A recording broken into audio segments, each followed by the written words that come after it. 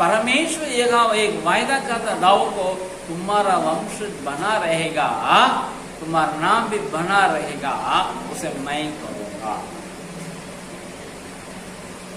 आपको पता है ये वंश किसको दर्शाता है? हाँ, ये जो वचन यहोवा ने कहा था, सुलेमान कहा था, उसे उसने पूरा भी किया है।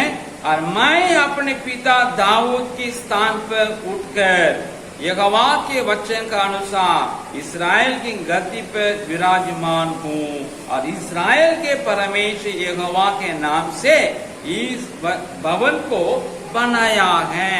सो पहले तत्कालीन ये वंश सुलेमान को दर्शाता, बाद में भविष्य काल में और मौलिक रूप में पूर्णतः यीशु मसीह को दर्शाता है। मत्ती पहला में क्या लिखा है? पढ़िए। अब्राहम की संतान, दाऊद की संतान, दाऊद संतान यीशु मसीह के वंशावली। यीशु मसीह दाऊद संतान कहा गया है, उनका एक वंशावली है, वो यहाँ प्रस्तुत है। दाऊद के बाद उनका वंश सुलेमान से लेके के सिदकिय्याह तक टोटल 20 राजा लोग क्या किए? राज।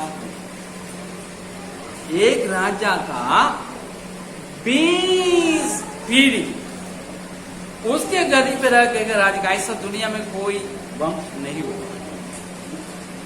किसी भी देश के, किसी भी बड़े साम्राज्य के, किसी भी सम्राट के 20 पीढ़ी राज किया ही नहीं दुनिया में। 2, 3, 4, 5 मैक्सिमम, उसके बाद दूसरे डायनास्टी, दूसरा वंश आ जाता है, उनको गिरा के का अपना वंश किया।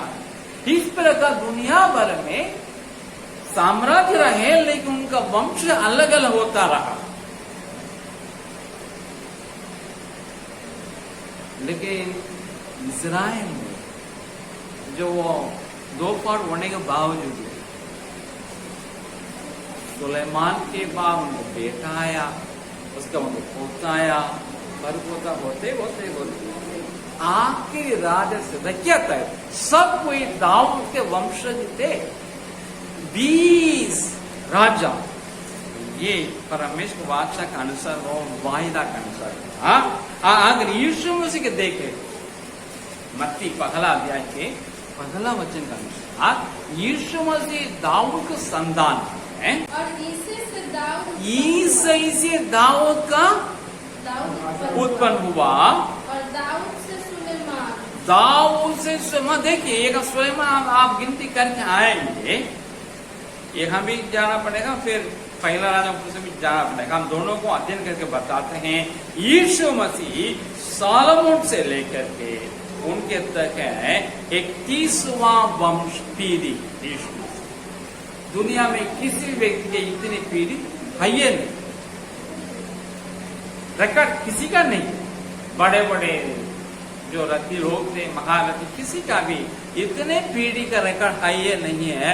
लेकिन हम देख रहे हैं दाऊद के 20 राजाओं के, उनके वंश के 20 राजाओं का रिकॉर्ड बाइबल में है।